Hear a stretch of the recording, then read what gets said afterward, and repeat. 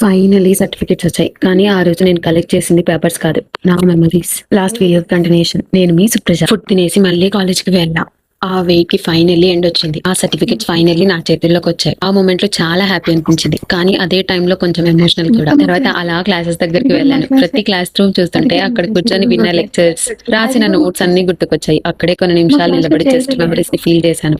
విన్నారుగా మీరే, మా క్లాస్ అనుకో. ఆ ఎక్సైట్మెంటే వేరు కదా. అప్పుడు ఉన్న రోజులు ఏం అర్థం కాలేదు, బట్ లాస్ట్ డేస్ చాలా ఫీల్ అయ్యాను. తర్వాత ఇంకా లైబ్రరీలో నా ఫేవరెట్ ప్లేస్ దగ్గరికి అయితే వెళ్ళాను. కనిపిస్తుంది కదా, అక్కడే నేను ఎప్పుడు అవర్స్ స్పెండ్ చేసేదాన్ని. అక్కడ కూర్చొని చూస్తుంటే ఎక్కడెక్కడ కూర్చొని చదివాను, ఎలా అవర్స్ గడిపాను అన్ని క్లాస్ అయ్యాయి. నా జర్నీలో చాలా పార్ట్ ఇక్కడే జరిగింది. కొంచెం టైం అక్కడే సైలెంట్ గా కూర్చొని నా పాస్ ని మళ్ళీ ఒకసారి ఎక్స్పీరియన్స్ చేశాను. ఆ ఫ్రెండ్ బుక్ కోసం వెళ్తే చదువు బిడ్డానికి తిరుగుతున్నాను. ఇంకా అప్పుడే నా తమ్ముడు కూడా వచ్చాడు. కొంచెం టైం మాట్లాడుకున్నాం. సింపుల్ గా ఉన్న కన్వర్సేషన్స్ వాడితే చాలా స్పెషల్ నాకు. And finally he is my Aditya. Dilip సొంత తమ్ముడు కాకపోయినా సొంత కంటే ఎక్కువగా చూసుకోగలడు. ఇంకా కాసేపు మాట్లాడుకొని జోకులు వేసుకొని తర్వాత మళ్ళీ హాస్టల్ అయితే వెళ్ళిపోయింది. కానీ నా మైండ్ మాత్రం ఇంకా అక్కడే ఉండిపోయింది. సర్టిఫికెట్స్ తో కాలేజ్ నుండి బయటకు వచ్చాను, కానీ నా మెమరీస్ మాత్రం అక్కడే వదిలేసి వచ్చాను. మీకు అలాంటి తమ్ముడు ఉన్నాడా? అయితే వాళ్ళని వెంటనే ట్యాగ్ చేయండి. మరిన్ని వీడియోస్ కోసం వెంటనే సబ్స్క్రైబ్.